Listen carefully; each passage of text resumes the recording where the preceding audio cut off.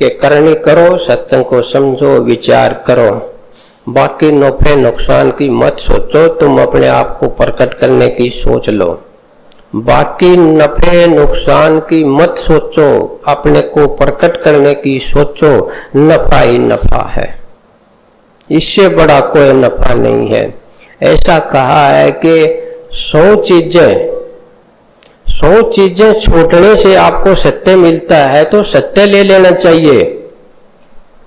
समझ के इस बात को, 100 चीजें छोड़ करके एक सत्य मिलता है, तो एक सत्य ले लेना चाहिए, और 100 से प्रबल है वो।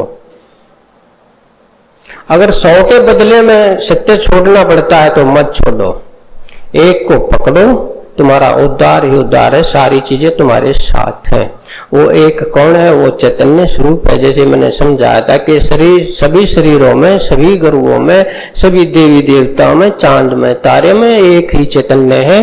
तुम उसके साथ लग जाओ, जब लग जाओगे तो अपने साथ लगोगे। सत्य का आशिक सत्य जीव है। अब सत्य को जानना है जागृत का काम। ये बगैर लक्ष्य के नहीं जाना जा सकता। आप लक्ष्य भी रखते हो और उस लक्ष्य को याद भी रखते हो तो आप जागृत हो। आप लक्ष्य नहीं रखते हो और उसको जागृत नहीं रख, उसको याद नहीं रखते हो तो आप जागृत नहीं हो। आपका न लक्ष्य है न जागृत है, तो क्या कहें? कुछ नहीं कह सकते। पशु वाली योनि है इंसान होते हुए। तो चैतन्य को जाने बगैर, अपने आप को जाने बगैर तुम सत्य को नहीं जान सकते। तुम हंस नहीं कहे जा सकते। हंस तभी कहे जा सकोगे तुम जान लोगे, तुम जागृत हो जाओगे। सत्य को जानना बड़ी दूसरी घटना है। जब जान लेंगे एक सत्य को तो सब कुछ जान लोगे। एक कहानी आती है बड़ी मजे की बात, प्रहलाद भगत की।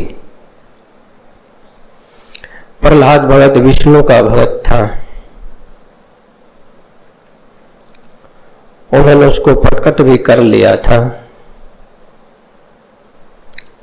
तो इतना अटल प्रहलाद भगत हुआ, इतना अटल था तो कोई दिखाई नहीं रहा, इतना अटल भगत प्रहलाद हुआ विष्णु का। लेकिन प्रहलाद जो था वो राक्षस कुल से था। राक्षस कुल में उसका जन्म हुआ था प्रहलाद का। और राजा बन गया। राजा बन गया तो राक्षसों का गुरु है शुक्राचार्य, उसने सिखा दिया प्रहलाद को। ये घटना तुम्हें कहीं कहीं मिलेगी ये सुनने के लिए कि प्रहलाद को शुक्राचार्य राक्षसों के गुरु ने सिखा दिया। अरे तो किसका भगत है? विष्णु का भगत था, उसने तेरे पिता को मारा था। धीरे धीरे उसको रंग चढ़ा दिया। उन्हें मान लिया कि हाँ उसने तो मारा था और तैयार कर दिया कि विष्णु पर चढ़ाई कर दे।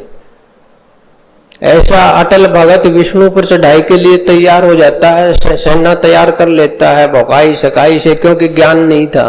भक्ति कर ली थी, ज्ञान नहीं था, चैतन्य का ज्ञान नहीं था। तो क्या हुआ? विष्णु को ज्ञात हुआ कि तेरा भगत है, अटल भगत है, तेरे पर चढ़ाई करने के लिए आ रहा है, तेरे को खत्म करने के लिए आ रहा है। वो तो अपने पिता का बदला लेने के लिए आ रहा है। क्या हुआ? वो फकीर का रूप धारण करके वो प्रहलाद के दरबार में चला गया।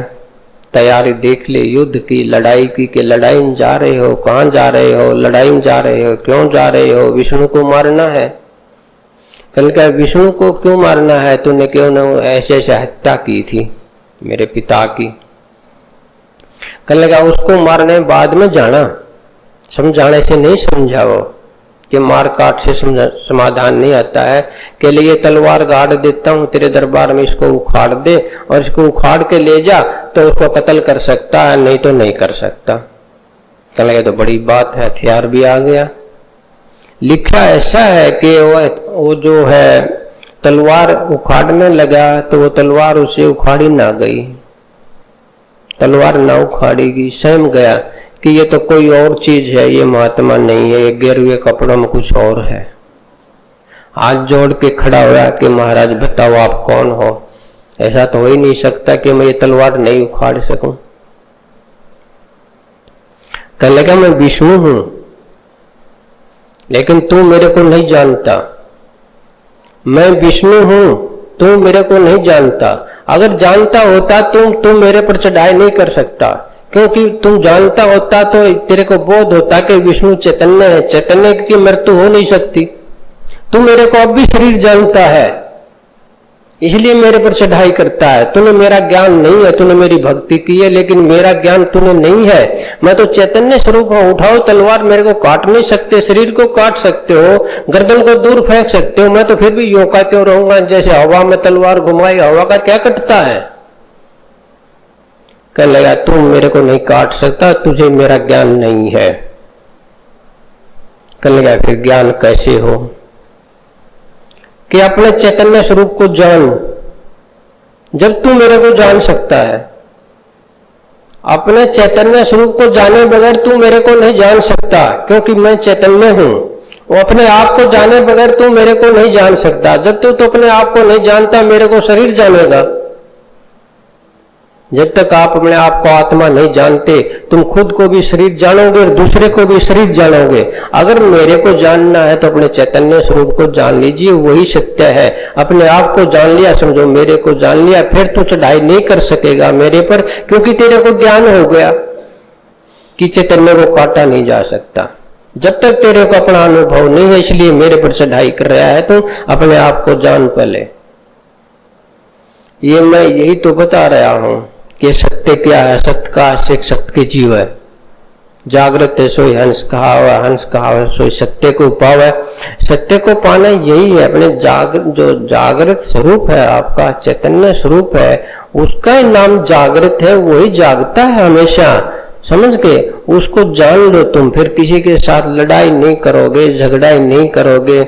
बताओ किसको मारोगे, किसको काटोगे? चैतन्य तो कटता नहीं है, शरीर निर्दोष है, उसका क्या मारोगे? किसी को मार के राजी हो जाता है आदमी, जिसको मारता है वो नहीं मरता है, शरीर मरता है, वो निर्दोष है बेचारा। जब आपको बोध हो जाएगा, आपके बैर भाव कुदरतन खत्म हो जाएंगे, दुश्मनाई कुदरतन खत्म हो जाएंगी। लेकिन बात है, शर्त है चैतन्य स्वरूप को जानने की, आत्म स्वरूप को जानने की। ये आत्म स्वरूप है जो आपका, ये सर्वव्यापक है। क्योंकि जैसे विष्णु ने कहा कि तेरा चैतन्य स्वरूप है, वही तो मैं हूं। जो मैं हूं वही तो आप है। कि आप कुछ और हो? वही आत्मा आप हो, वही मैं हूं। और जो आप हो, जो मैं हूं, यही सर्वत्र है। ये सर्वत्र वाली चीज तो आत्मा है, परमात्मा है। लेकिन शर्त है, जब तक आपका अनुभव नहीं करोगे, सर्वव्यापक का अनुभव कर नहीं सकते। ये शर्त की बात है। कितनी भक्ति कर लो, कुछ कर लो, तपस्या कर लो। क्या प्रहलाद भगत ने विष्णु की थोड़ी भक्ति की थी? अटल भक्ति की थी। जी चाहे जब दर्शन दे देता था, लेकिन ज्ञान नहीं हुआ, दर्शन हुआ। दर्शन में और ज्ञान में फर्क है। दर्शन तो देखना है, ज्ञान में वैसा ही होना है जैसी वस्तु है। अब ज्ञान में तुमने जाना है तो थोड़े से अपने में भी आ जाओ, अपने में भी ठहर जाओ। जो तुम हो वही सर्वत्र है।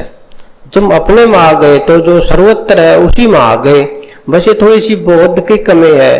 तुम जागृत हो जाओ, जागृत होकर के ऐसा कर सकते हो।